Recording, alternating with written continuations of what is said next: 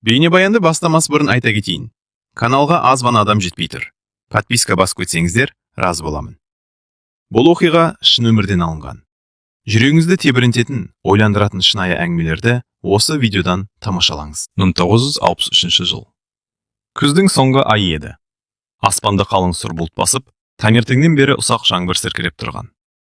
Ауылдың шетінде орналасқан үлкен ақ үйдің алды адамға лық толы болатын. Бірі мал сойып жүр, бірі қазан көтеріп жатыр. Енді бірі келген қонақтарды қарсы алып әлек. Ал сол үйдің төргі бөлмесінде 18 жасар Гүлнар үнсіз отыр еді. Басында ақ жаулық, үстінде қызыл қамзол. Қыздардың бәрі мәз болып күліп жүргенмен, оның жүрегі әлденеден қобалжып тұрды. Бүгін ол келін болып түседі.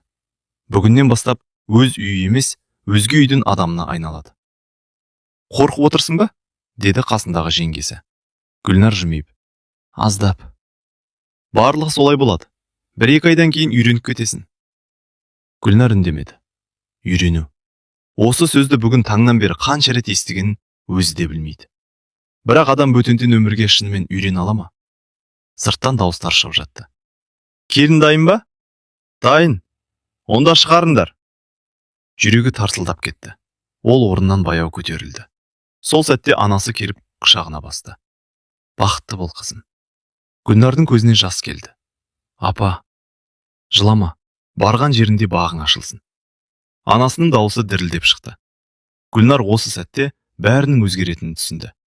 Бала күн, мектеп, достар, туған үй, барлығы артта қалмақ. Түс ауа той аяқталды. Қалыңдықты жаңа үйіне алып келді. Үй үлкен еді. 4 бөлме, кең аула, мал қорасы бөлек. Шаруашылықтарда мығым көрінді. Бірақ Гүлнардың назарын бәрінен бұрын бір адам аударды. Ол қайын атасы Нұрғали болатын. 60-та алқымдаған, еңселі, қабағы қату кісі. Ауылдың бәрі одан именетін. Тіпті өз балаларының өзі дауысын көтеріп сөйлей алмайтын. Нұрғали келінге ұзақ қарады. Содан кейін: басынды төмен сал. Гүлнар дереу басын иді. Жақсы, осы 2 сөз ғана. Бірақ әлгі сөзден кейін айналадағы жұрттың бәрі тынышталып қалғандай болды. Гүлнардың өзі де әлденеден қысылып кетті.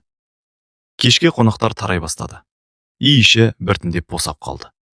Гүлнар алғаш рет жаңа бөлмесіне кірді. Күйеуі еркін күліп отыр екен. Қорқып қалдың ба? Аздап. Әкем сондай. Маған қатты қарап кетті. Еркін күрсінді. Оның мінезі сол. Сен де қорқасың ба? Еркін біраз үнсіз қалды. Әкемнен бәріміз қорқамыз. Бұл сөз Гүлнарға ұнамады, бірақ ештеңе демеді. Келесі күні таңғы 4-те есік тарсылдап кетті. Гүлнар селк етіп оянды. Сырттан қайын атасының дауысы естілді. Келін! Я? Ұйықтап жататын уақыт емес. Гүлнар асығыс киіне бастады. Сағатқа қарады. 4-тен жаңа асқан екен. Осынша ерте ме? Деді таңырқап. Еркін жай ғана. Тұр, әкем ұнатпайды. Гүлнар сыртқа шықты. Аула қараңғы, суық, жаңбыр иісі аңқып тұр. Нұрғали қора жақта тұр екен. Бұдан бұлай осы уақытта тұрасың. Жақсы. Үйдің тірлігі сенің мойнында. Түсіндім. Бұл үйде жалқаулық болмайды. Иә. Нұрғали тағы біраз қарап тұрды. Сосын артына бұрылып кетіп қалды. Гүлнар оның көзқарасынан бір түрлі суықтық сезді. Күндер өте бастады. 1 апта, 2 апта, 1 ай. Гүлнар таңғы 4-те тұрады. Су тасиды, нан жабады, сиыр сауады, тамақ әзірлейді, кір жуады.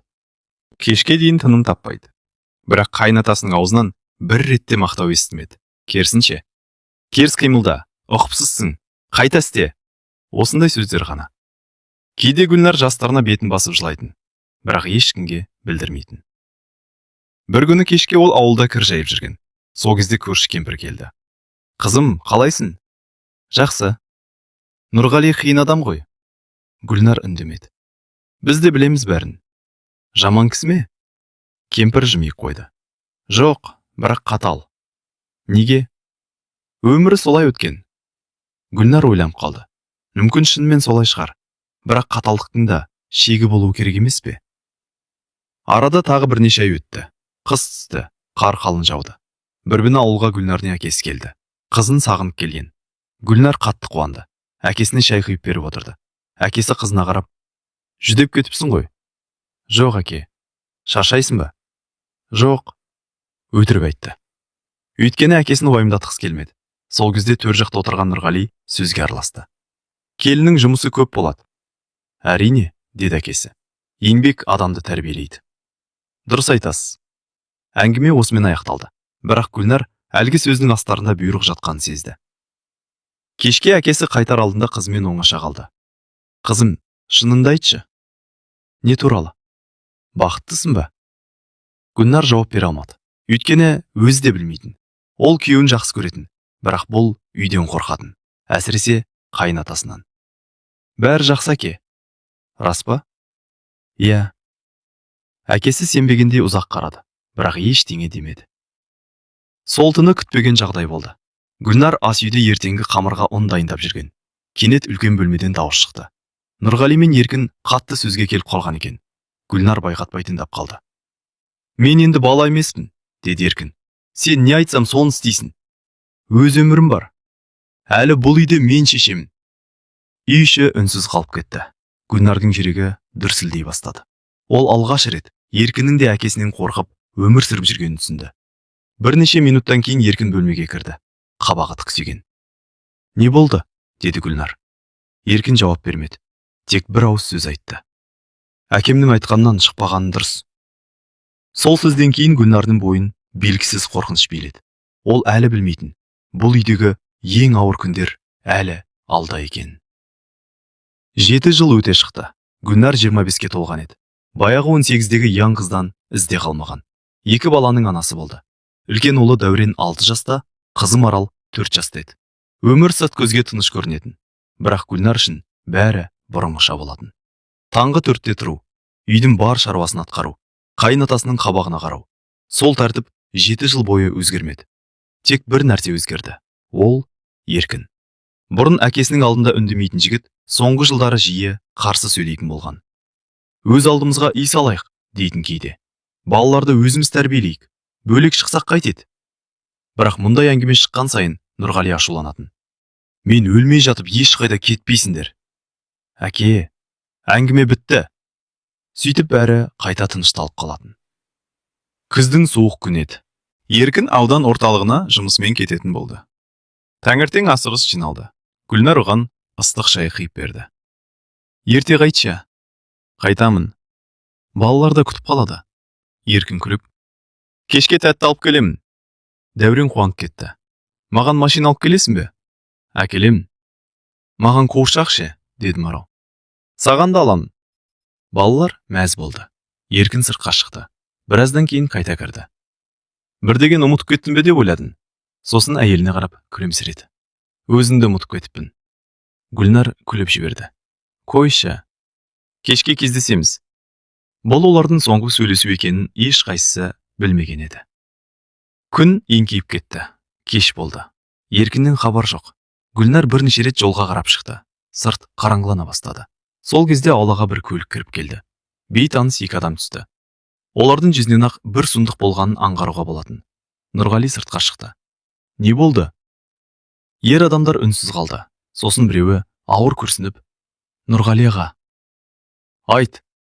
Еркін жол апатына түсті. Гүлнар тұрған жерінде қатып қалды. Не болды оған? Ешкім жауап бермеді. Айтыңдар. Кешіріңіз. Гүлнардың құлағы шыңылдап кетті. Айналдағы дыбыстың бәрі жоғалғандай болды. Тек бір сөз ғана санасында жан қақтырды. Кешіріңіз. Ертеңіне ауыл қара жамылды. Үйдің іші адамға толды. Әйелдер жылап отыр. Ер адамдар үнсіз. Гүлнар бәрін түсінгендей де, түсінбегендей де күйдеді. Табыттың жанында отырған сайын жүрегі жыртылып кетердей болатын.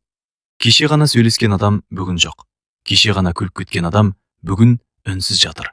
Оған сену мүмкін емес еді. Дәурен болса ештеңе түсінбей жүрді. Әкем қашан тұрады? Бұл сұрақты қайта-қайта қоя берді. Ешкім жауап бере алмады.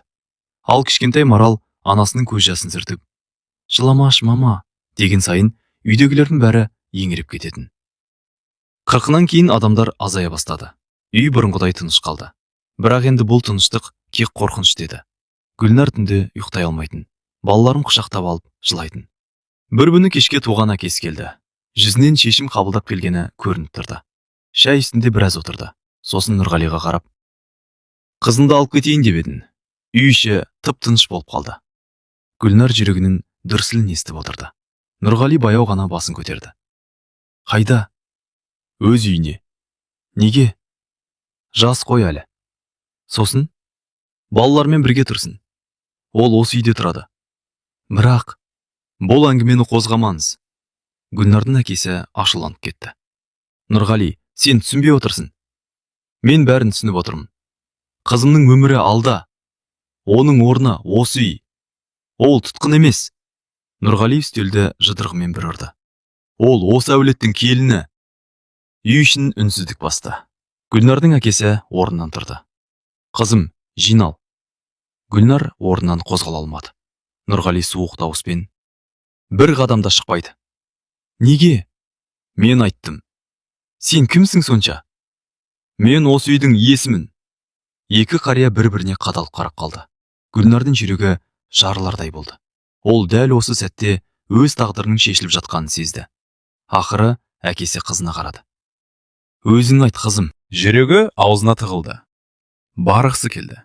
Қатты барғысы келді. Анасының қасына, өз үйіне, бірақ екі баласына қарады. Олардың үйренген ортасына қарады. Сосын баяу ғана: «Қалам», деді. Әкесі үнсіз қалды. Көзінен жас шырып кеткен еді. Сол түні әкесі жалғыз кетіп қалды. Гүлнар терезеден ұзақ қарап тұрды. Әкесі қараңғылыққа сіңіп кеткенше көз алмай тұрды. Кенет артынан Нұрғалиның дауысы шықты: «Дұрыс шешім қабылдадың». Гүлнар бұрылмады. «Мен шешім қабылдаған жоқпын». «Қабылдадың». «Жоқ». «Онда неге қалдың?» Гүлнар алғаш рет қайынатасына тіке қарады. «Өйткені балаларым бар». Нұрғали үндемеді. Біраздан кейін ғана: «Бір күні түсінесің», деді. «Нені?» «Неге сені жібермегенімді». Гүлнар жауап күтті, бірақ Нұрғали артына бұрылып кетіп қалды. Сол түні Гүлнар ұзақ жылайды. Өмірінің ең ауыр шешімі қабылданған еді. Ол әлі білмейтін. Бұл үйде тағы да ондаған жыл өткізетінін. Ал бірнеше жылдан кейін оның өміріне өткеннен бір адам қайта оралатынын. Еркіннің қазасынан кейін 5 жыл өтті. Уақыт бәрін емдейді дейді. Бірақ Гүлнар уақыттың кей жараны тек тереңдете түсетінін түсінді. Ол енді 30 жаста еді. Ұлы Дәурен 11-ге келді. Қызы Марал 9 жаста. Балалар өсіп келе жатты. Ал Гүлнардың өмірі өзгермеді. Таңғы 4-те тұрады. Үйдің тірлігі, қораның жұмысы, қайын атасының күтімі. Күндер бір-біріне ұқсап өте берді. Кейде ол айнаға қарап отырып өзінен шошитын. Жас келіннің орнына шаршаған әйел қарап тұратын. Бір күні ауылға жаңа агроном келді деген хабар тарады. Ауданнан келген маман екен. Ауыл адамдар оны мақтап жатты. Өте білімді жігіт көрінеді. Қалада жұмыс істеген екен. Біздің ауылға көп пайдасы тиеді. Гүлнар бұл әңгімеге мән берген жоқ. Оған бәрібір болатын. Бірақ 3 күннен кейін күтпеген жағдай болды. Ол дүкеннен шығып келе жатқанда артынан бір дауыс естілді. «Гүлнар». Ол тоқтап қалды. Бұл дауысты ұмыту мүмкін емес еді. Жай ғана жүрегі таныды. Баяу бұрылды. Қарсы алдында тұрған адамды көргенде тынысы тарылып кетті. Ермек.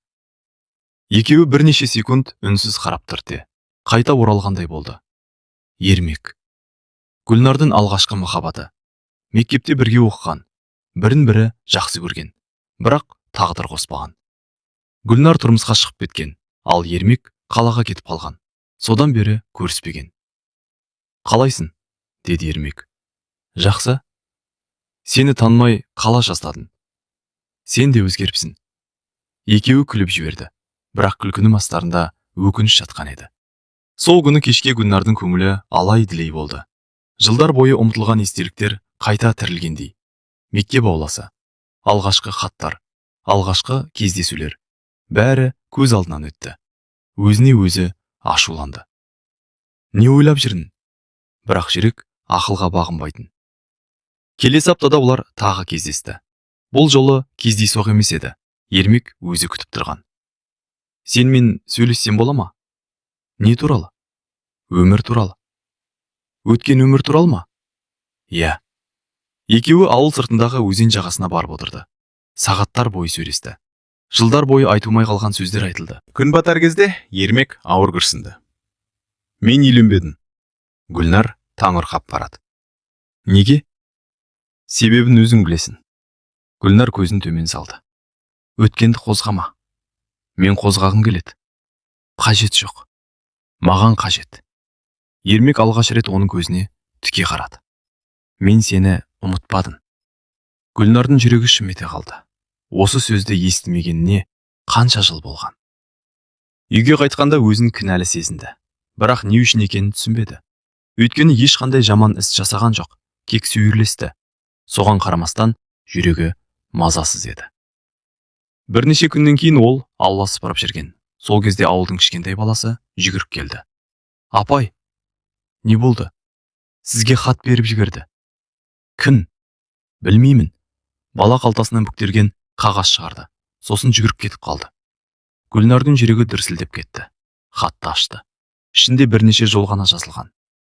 Гүлнар, мен өмір бойы күтіп келем. Егер қаласан, қалған өмірімізді бірге өткізейік. Мен сені әлі жақсы көрем. Ермек. Гүлнардың қолы дірілдеп кетті. Ол хатты қайта-қайта оқыды. Көзінен еріксіз жас шықты. Өйткені мұндай сөздерді соңғы рет қашан естігенін ұмытқан еді. Сол түні ұйықтай алмады. Терезенің алдында таң атқанша отырды. Алдында екі жол тұрғандай көрінді. Бірі осы үйдегі бұрынғы өмір. Екіншісі жаңа өмір. Бақыт болуы мүмкін өмір. Келесі күні түсте ол хатты қайта оқымақ болып сандығына барды. Бірақ хат орнында жоқ еді. Алғашында өзі басқа жерге қойдым деп ойлады. Барлық жерді ақтарды. Таба алмады. Сол кезде жүрегі бір жамандықты сезді. Кешке үлкен бөлмеге кіргенде қайын атасы пештің алдында отыр екен. От жанып тұр. Нұрғали үндемей отырды. Сосын баяу ғана қалтасынан әлгі хаттың жартылай күйген бөлігін шығарды. Гүлнардың өңі қашып кетті. Мұны іздеп жүрсің бе? Оның жүрегі тоқтап қалғандай болды. Сіз? Иә. Неге оқыдыңыз? Себебі бұл үйде менен жасырын ештеңе болмайды. Ол менің хатым. Сенің бе? Иә. Нұрғали орнынан баяу тұрды. Сен бұл үйдің келінсің. Мен де адаммын. Соны ұмытып бара жатырсың. Мен ештеңе ұмытқан жоқпын. Нұрғали пештің есігін ашты. Сосын хаттың қалған бөлігін жалынға тастады. Қағаз әп-сәтте қара күйеге айналды. Гүлнардың көз алдында соңғы үміті өртеніп жатқандай көрінді. Енді ол адаммен кездеспейсің, деді Нұрғали. Неге? Өйткені мен солай шештім.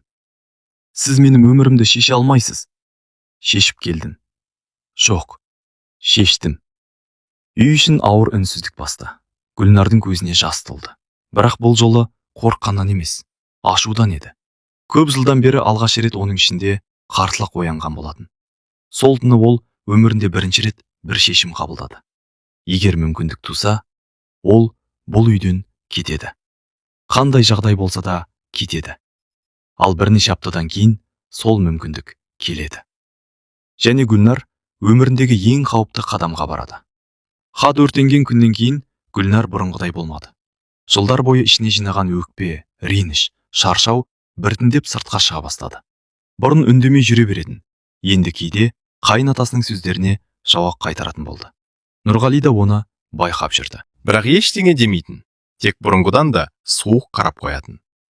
Бір күні кешке Гүлнар қора жақтан қайтып келе жатқан. Күн батып, ауылды қараңғылық басып қалған. Сол кезде қоршау сыртынан біреу ақырын шақырды. Гүлнар! Дауысты таныды. Ермек. Жүрегі дүрсілдеп кетті. Жан-жағына қарады. Ешкім көрінбейді. Қоршауға жақындады. Неге келдің? Сені көру үшін. Мұнда келме дегенмін ғой. Соңғы рет сөйлесейік. Гүлнар үндемеді. Ермек ауыр күрсінді. Мен ауданға ауысып жатырмын. Қашан? Бір аптадан кейін. Бұл сөз жүрегіне ауыр тиді. Құтты болсын.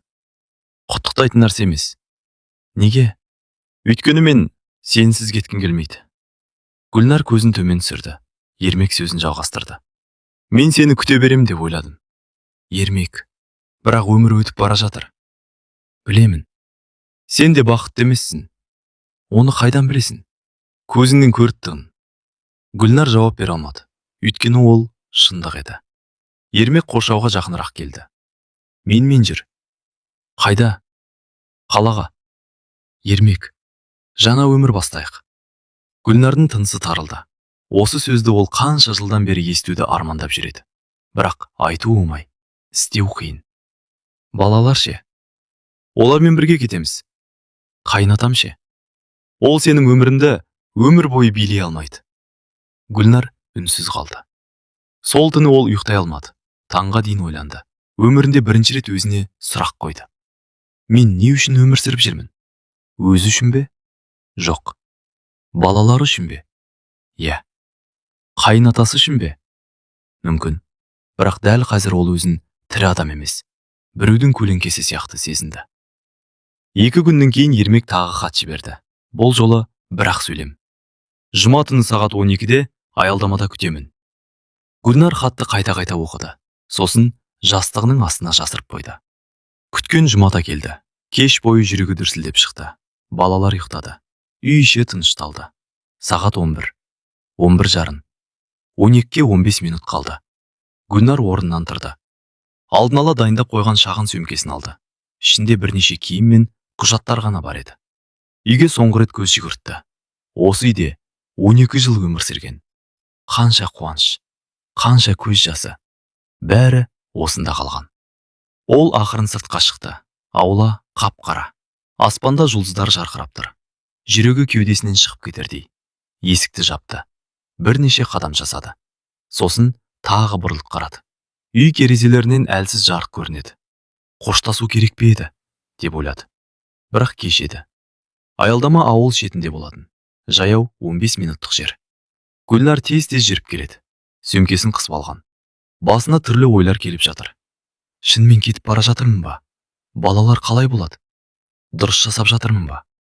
Бірақ бір нәрсені анық білді. Егер бүгін кетпесе, енді ешқашан кете алмайды. Аялдама көрінді. Ермек те көрінді. Ол көлігінің жанында тұр екен. Гүлнарды көріп қуанып кетті. Келдің бе? Көздері жарқырап кетті. Гүлнар жауап бермек болған. Бірақ дәл сол сәтте арт жақтан таныс дауыс шықты. Келдің бе? Гүлнардың денесі мұздап кетті. Дауысты бірден таныды. Нұрғали. Баяу бұрылды. Қайын атасы аялдаманың көлеңкесінде тұр екен. Қасында Дәурен мен Марал да бар. Балалары ұйқылы ояу күйде. Гүлнардың аяғы қалтырап кетті. Сіз... Иә, мен. Қайдан білдіңіз? Нұрғали үндемеді. Сол кезде Дәурен басын төмен салды. Гүлнар бәрін түсінді. Балалар айтып қойған. Ермек ашуланып алға шықты. Бұл оның таңдауы. Жоқ, деді Нұрғали. Неге жоқ? Өйткені ол кетпейді. Оны сіз шешпейсіз. Шешемін. Жетеді енді. Ермектің даусы қатты шықты. Бірақ Нұрғалиның жүзінде еш өзгеріс болмады. Сол кезде Марал жылап жіберді. Мама, кетпеші. Дәурен де анасының қолынан ұстап алды. Бізді тастап кетпеші. Гүлнардың жүрегі тіріп түскендей болды. Ол балаларына қарады. Сосын Ермекке қарады. Бір жағында арманы, бір жағында балалары. Таңдау қиын емес еді. Өте ауыр еді. Ермек бәрін түсінді. Ол басын төмен түсірді. Бірнеше секунд үнсіз тұрды. Сосын Гүлнарға қарады. Егер қазір қалсаң, дауысы дірілдеп шықты. Бұл соңғы рет болады. Гүлнардың көзінен жас ақты. Кешір. Ермек жымиған болды. Бірақ оның көзіндегі мұңды жасыру мүмкін емес еді. Мен сені бәрібір жақсы көрдім. Ол көлігіне отырды. Қозғалтқыш оталды. Бірнеше секундтан кейін көлік қараңғылыққа сіңіп кетті. Гүлнар соңынан ұзақ қарап тұрды. Бәлкім өміріндегі соңғы рет көріп тұрған сезгендей. Үйге қайтар жолда ешкім сөйлеген жоқ. Балалар ғана анасының екі жағынан ұстап алған. Ал Нұрғали үнсіз келе жатты. Үйге жеткенде Гүлнар кенет тоқтады. Сосын өмірінде алғаш рет қайын атасын айқайлады. Неге? Нұрғали бұрылды. Не үшін? Неге мені жібермейсіз? Мен сізге не жамандық жасадым? Қария ұзақ үнсіз қалды. Сосын күтпеген сөз айтты. Бір күні бәрін түсінесің. Қашан? Уақыты келгенде. Сол түні Гүлнар таң атқанша жылады. Ал бірнеше жылдан кейін Нұрғалинің ауыр науқасқа шалдығып, өмір бойы жасырған құпиясын айтуға мәжбүр болатынын ол әлі білмейтін. Қашып кеткен түннен кейін арада 8 жыл өтті. Уақыт тағы да өз деген жасады. Дәурен жігіт болды. Марал бойжетіп қалды. Ал Гүлнардың шашына ақ кіре бастады. Ерметпен сол кеткеннен кейін бірде бір рет кездеспеді. Алғашқы жылдары ол ауылға келген сайын жолын тосып жүретін. Кейін күтуді қойды. Өмірдің өзі үйретті. Кей армандар орындалмайды. Кей адамдар қайта оралмайды. Нұрғали да қарғайып қалған еді. Бұрынғыдай еңселі емес, дауысы да бәсеңдеген. Бірақ мінезі өзгермеген. Сол баяғы қаталдық, сол баяғы бұйрық. Тек кейде Гүлнар оның өзіне ұзақ қарап отырғанын байқап қалатын. Бұрын ондай болмайтын. Бірдеңе айтқысы келетіндей көрінетін, бірақ айтпайтын. Күздің бір күні еді. Таңертең Нұрғали қораға шыққан. Бір сағаттан кейін көршілер оны жерден көтеріп алып келді. Беті бозарып кеткен, тынысы ауыр. Гүлнар шошып кетті. Не болды? Құлап қалды. Дәрігер шақырдыңдар ма? Шақырдық. Сол күні кешке ауданнан дәрігер келді. Тексеріп шықты. Сосын Гүлнарды оңаша шақырды. Жағдайы қиын. Қаншалықты? Жүрегі әлсіреген. Жазылып кете ме? Дәрігер жауап бермеді. Сол үнсіздік бәрінен ауыр еді. Сол күннен бастап Нұрғали төсекке таңылды. Бұрынғыдай жүре алмайтын болды. Үйдің бүкіл тірлігі тағы да Гүлнардың мойнына түсті. Бірақ бұл жолы ол шағымданбады. Өйткені алғаш рет қарияны әлсіз күйде көріп тұрған еді. Бір күні кешке балалар сыртқа шығып кеткен. Үйде екеуі ғана қалды. Нұрғали терезеге қарап жатыр екен. Кенет: Гүлнар. Иә, мұнда отыршы. Бұл сөзді бұрын соңды естімеген. Әдетте бұйыратын, ал бүгін өтініш айтқандай болды. Гүлнар төсектің жанына келіп отырды. Қария ұзақ үнсіз жатты. Сосын күтпеген жерден: Маған ренжисің бе деді. Гүлнар аң-таң болып қалды. Осы сөзді айтатын адам емес еді. Білмеймін. Ренжисің. Кейде. Дұрыс. Гүлнар үндемеді. Сен мені жек көрдің. Білемін. Жек көрген кездерім болды. Нұрғали басын изеді. Болуы керек еді. Тағы үнсіздік орнады. Сыртта күзгі жел гүлдеп тұр. Бір кезде қария көзін жұмып жатып сөйледі. Еркінді сағындың ба? Гүлнардың жүрегі шімете қалды. Әр күн сайын. Мен де. Ол сіздің балаңыз еді. Жалғыз балам еді. Дауысы алғаш рет мұңға толы шықты. Сосын Нұрғали кенет: Оның өліміне мен кінәлімін, деді. Гүлнар селк етіп кетті. Не? Естігенің рас. Қалай? Мен кінәлімін. Гүлнар орнынан тұрып кетті. Не айтып отырсыз? Шындықты. Ол жол апаты емес пе еді? Нұрғали көзін жұмды. Иә. Онда. Бірақ бәрі одан бұрын басталған. Сол күні кешке есіне түскендей баяу сөйлей бастады. Еркін бөлек шыққысы келді. Білемін. Саған үй салғысы келді. Иә. Ал мен қарсы болдым. Гүлнар үнсіз тыңдап отырды. Біз қатты ұрыстық. Өте қатты. Нұрғалиның көзінен жас шығып кетті.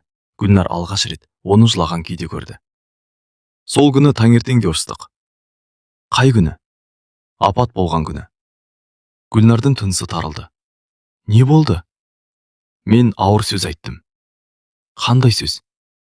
Бұл үйден кетсең, маған енді бала емессің дедің. Үй іші тып-тыныш болып кетті. Ол үндемей шығып кетті. Артынан тоқтатпадың. Кешке мәйіті келді. Нұрғали көзін жауып алды. Сол күннен бері өзімді кешіре алмай келемін. Гүлнардың жүрегі ауырды. Жылдар бойы қорыққан адамы дәл қазір қартайған, әлсіз, өкінішке толы әке болып көрінді. Сондықтан сені жібермедім. Гүлнар таңырқап қарады.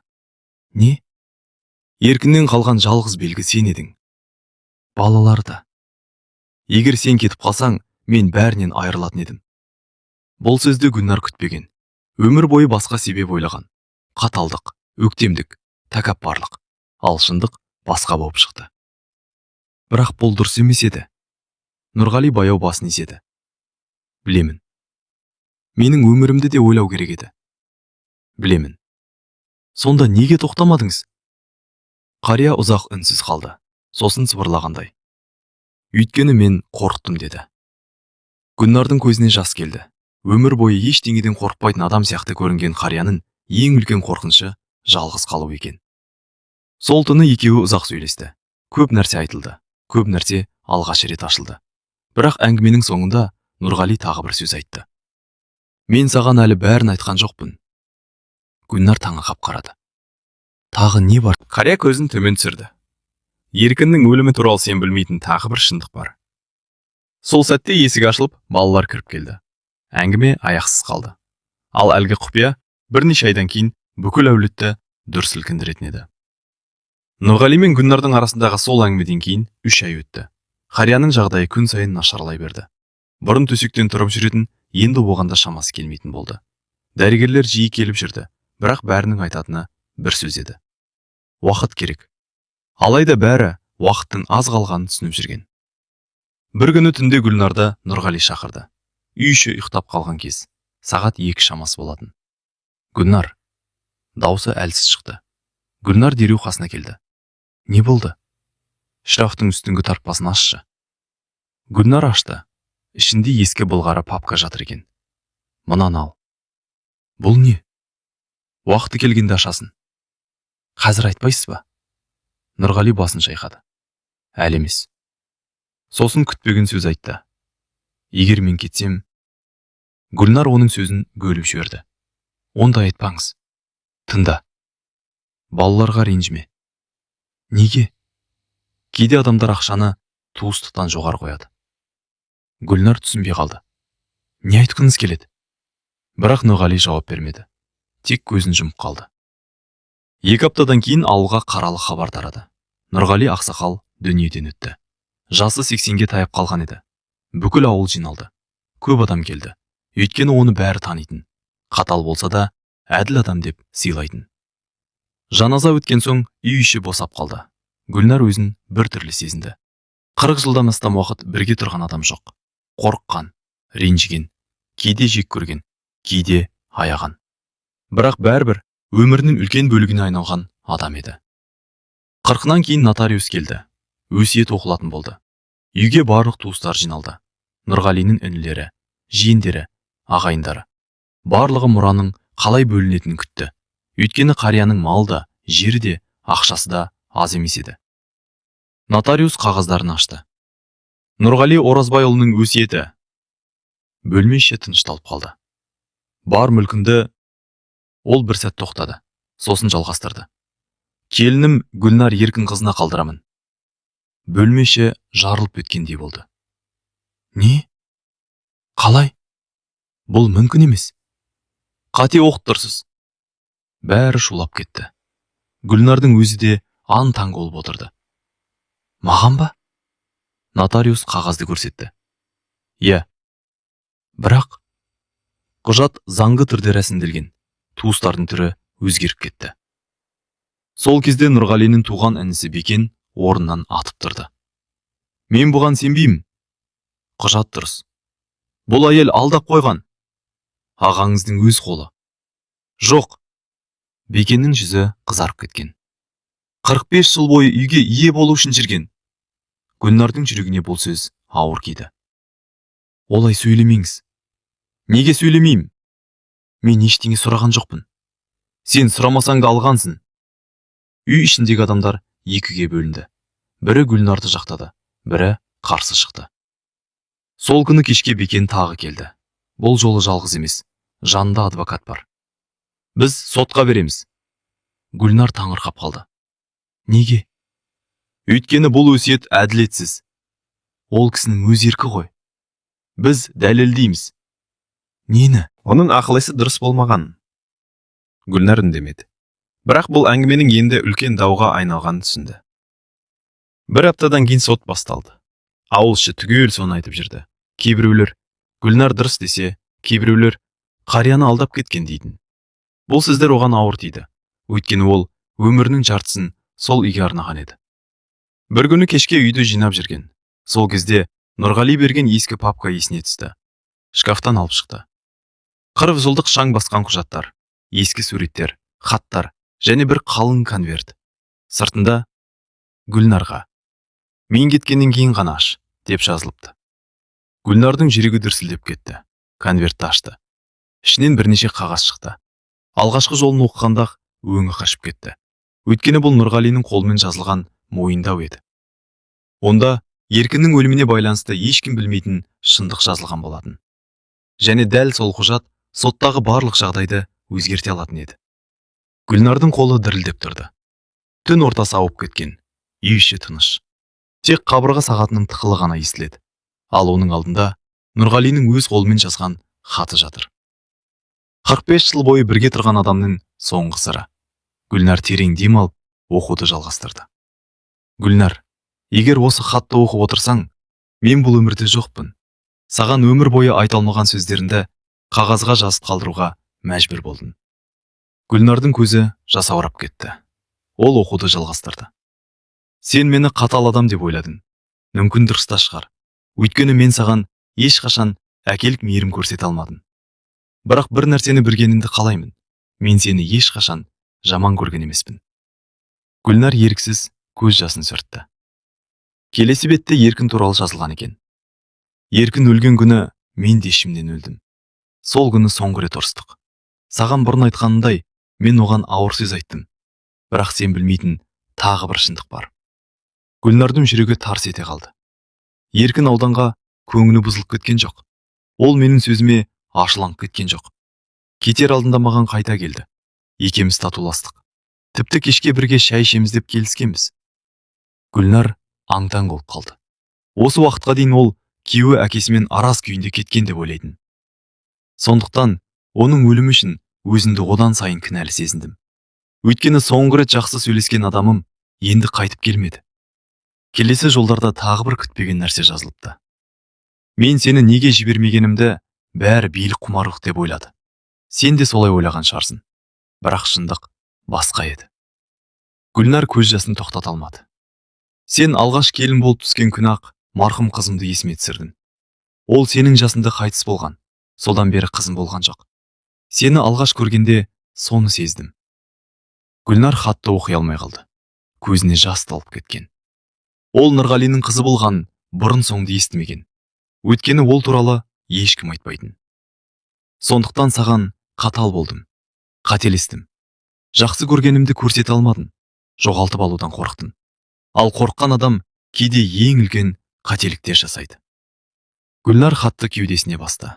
Осы сөздерді 40 жыл бұрын естісе ғой. Бәлкім бәрі басқаша болар ма еді. Бірақ уақытты кері қайтару мүмкін емес. Ертеңіне сот отырысы болды. Бекен мен басқа туыстар тағы келді. Олар өсиеттің күшін жоюды талап етті. Бірақ бұл жолы Гүлнардың қолында Нұрғалиның толық жазбалары бар еді. Онда оның өсиетті не үшін жасағаны анық түсіндірілген. Сот құжаттарды қарап шықты. Бірнеше аптаға созылған даудан кейін шешім шықты. Өсиет заңды деп танылды. Гүлнар жеңіп шықты. Соттан кейін Бекен оған жақындады. Баяғыдай ашулы емес, шаршаған сияқты. Кешір. Гүлнар үнсіз қарады. Біз бәрін басқаша түсінікпіз. Мен де көп нәрсені кеш түсіндім. Бекен басын изеді.